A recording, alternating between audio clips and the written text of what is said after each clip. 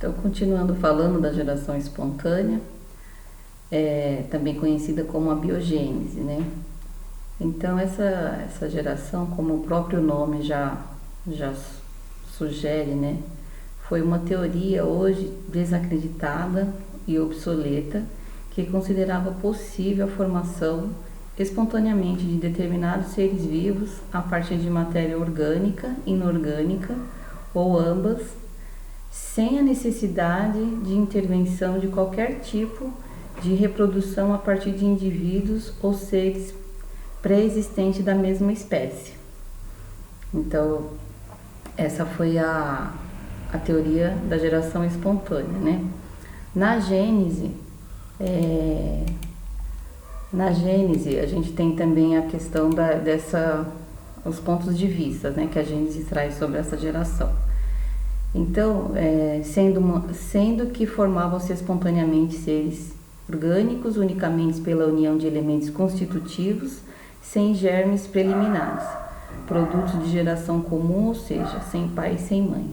A ideia de que a vida surge regularmente a partir da matéria sem vida, né? Um outro ponto de vista que a Gênese traz também sobre essa questão da geração espontânea era que os seres vivos reproduziam-se uns pelos outros e se apoiavam sobre este fato constatado pela experiência que os germes de certas espécies vegetais e animais, estando dispersos, podem conservar uma vitalidade latente durante um tempo considerável, até que as circunstâncias sejam favoráveis à eclosão. Então, esses dois pontos de vista da Gênese, né? Então, convém ressaltar que o princípio da geração espontânea não pode se aplicar senão aos seres de ordens mais inferiores, do reino vegetal e do reino animal. Acredita-se que foram os primeiros que apareceram sobre a Terra e cuja geração deve ter sido espontânea, né? O fato é que assim, não existe verdades absolutas. São questões bem polêmicas, né? Então, no Livro dos Espíritos, no capítulo 3, na criação, item formação dos seres vivos, questão 44, de onde vieram os seres que vivem sobre a Terra. Então, a Kardec fala que a Terra continha os germes que aguardavam um momento favorável para se desenvolverem. Os princípios orgânicos se congregavam desde que cessou a força que os mantinha afastados, né?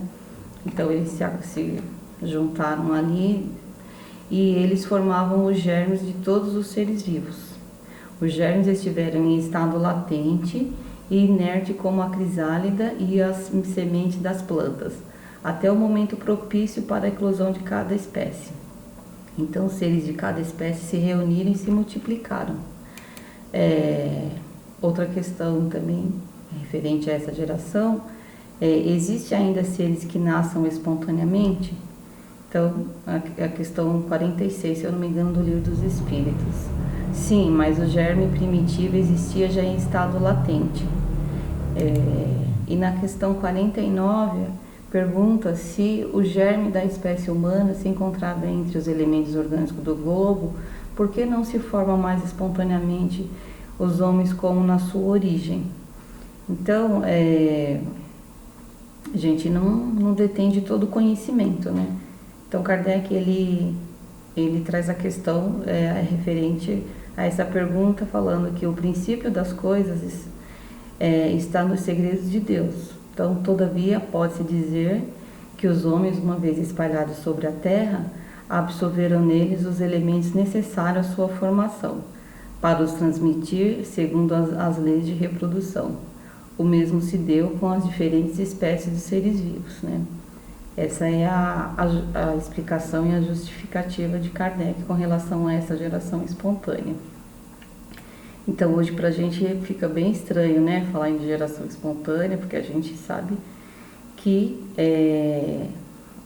nós somos seres, né, que se reproduzem de outro ser vivo, né? Então, como assim, né, geração espontânea?